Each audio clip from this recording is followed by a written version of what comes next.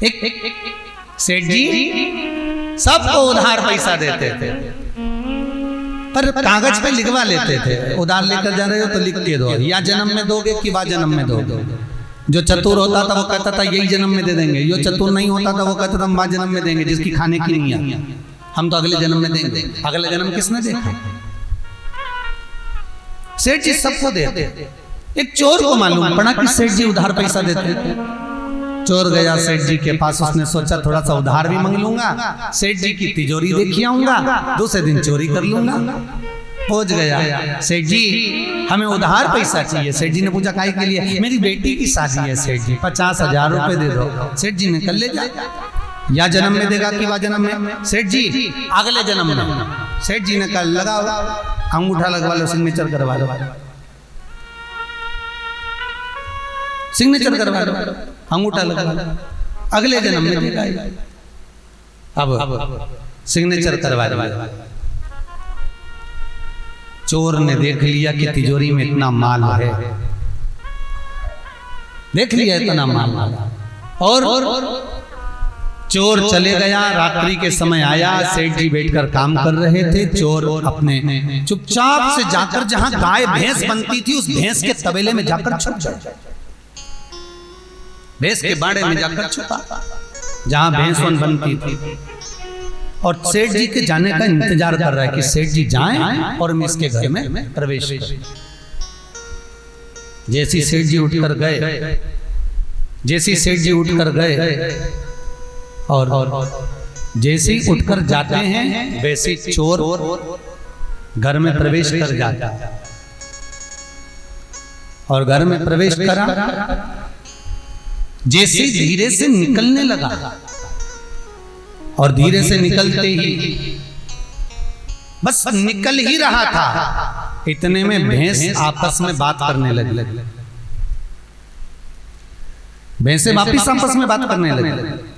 एक भैंस ने दूसरी भैंस से पूछा, जी ये तो बता कि अपन सेठ जी के यहाँ दूध दे रहा है तो कितने साल से दे रही? वो कह मैं 6 साल से सेठ जी के यहाँ दूध दे रही। एक कह रही मैं 4 साल से दे रही, एक कह मैं 8 साल से दे रही, एक कह मैं 3 साल से दे रही। पर ये तो बता कि अपन सब सेठ जी के आखिर दूध क्यों दे रहे हैं? तो उसमें बूढ़ी सी भैंस बोली, ये सेठ बड़ा चतुर है, सबको उधार पैसा देता है और कागज पे लिखवा लेता है कि या जन्म में दोगे कि वा जन्म में। जो उसी जन्म में दे देता है तो वो तो छूट जाता है, और जिसने कहा अगले जन्म में देंगे तो अपन सब ने खूब उधार लिया था, इसलिए इस जन्म में भैंस बन के निचोड़ निचोड़ के दे रहा है, हिसाब कर रहा है, निचोड़ निचोड़। तुमसे भी निवेदन है रे, जितने सुन रहे हो किसी का लिया हो तो दे देना, नहीं तो निचोड़ निचोड़ के निकालेगा। हिसाब तो देना पड़ेगा, हिसाब तो देना पड़ेगा। एक बेटे को 100 रुपए देकर माँ भेजती है बाजार, जा बाजार से 25 रुपए की सरफ की थैली लाना, 5 रुपए का बिस्कुट का पैकेट लाना। हाँ मम्मी, बाजार गया लेकर आया, कितने का लाया? 30 रुपए का। बाकी के पैसे कहाँ हैं? लो मम्मी।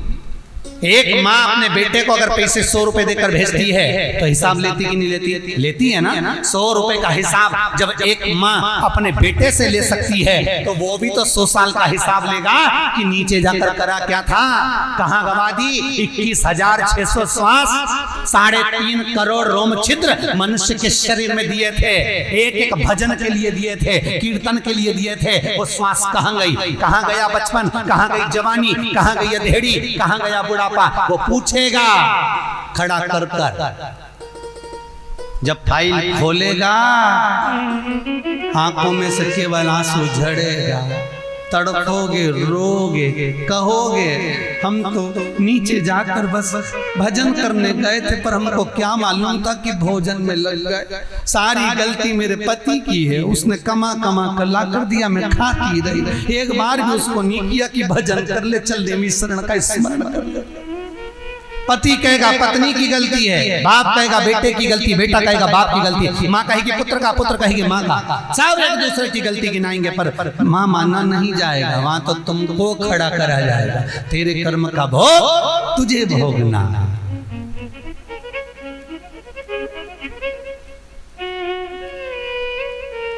हिसाब तो देना पड़ेगा। भले तुम कांजीवरम की साड़ी पहनो चाहे सिंथेटिक पहनो, पर हिसाब तो देना। भले खजूर वाली चोटी करो चाहे सीधी करो, पर हिसाब तो देना। एक एक हिसाब मांगेगा।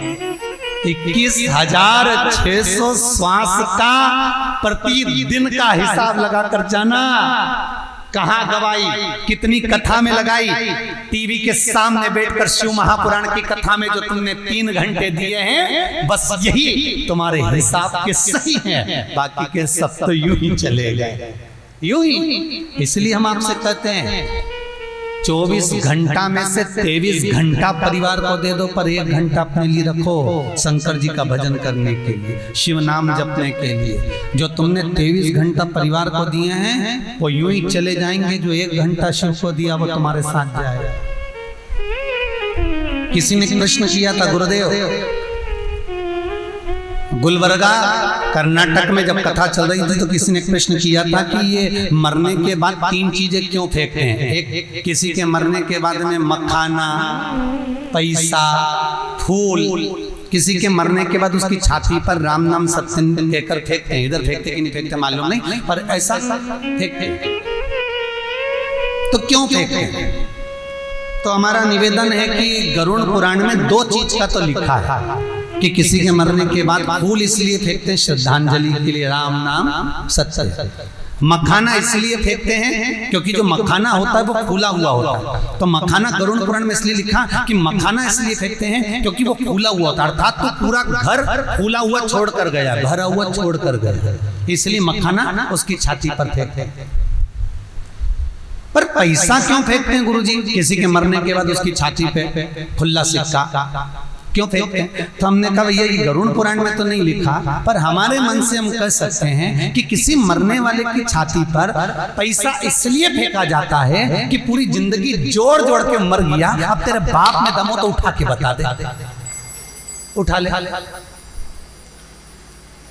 1-1 रुपए के लिए सुबह 8 बजे से दुकान खोलता था, रात के 10-10 बजे तक फुर्सत नहीं मिलती थी। अरे रोटी का टिफिन धरा की धरा रह जाता था, खाने बैठे तो मोबाइल चालू रह जाता था, 1 मिनट की फुर्सत नहीं, ना पत्नी के लिए, ना बच्चों के लिए, ना घर के लिए, ना परिवार के लिए।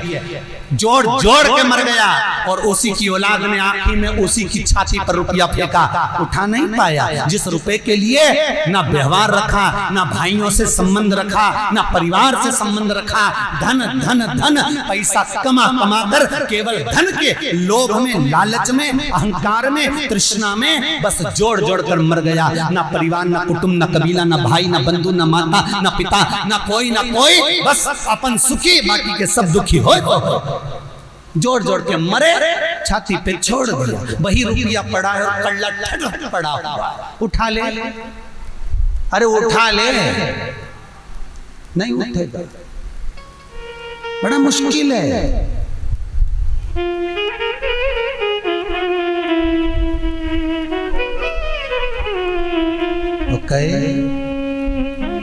सज धज के जिस दिन मौत की शहजादी आएगी, ना सोना काम आएगा, ना चांदी आएगी,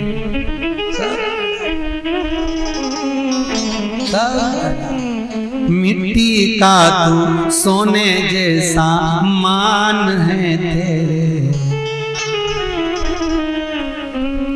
छोटा सा तू कितने बड़े अरमान हैं तेरे। मिट्टी की काया एक दिन मिट्टी मिल जाएगी, ना सोना काम आएगा, ना चांदी आएगी, साधरा। सब्सक्राइब करें टोटल भक्ति को। अब हमारे वीडियोस को सबसे पहले देखने के लिए बेल आइकन को दबाना ना भूलें।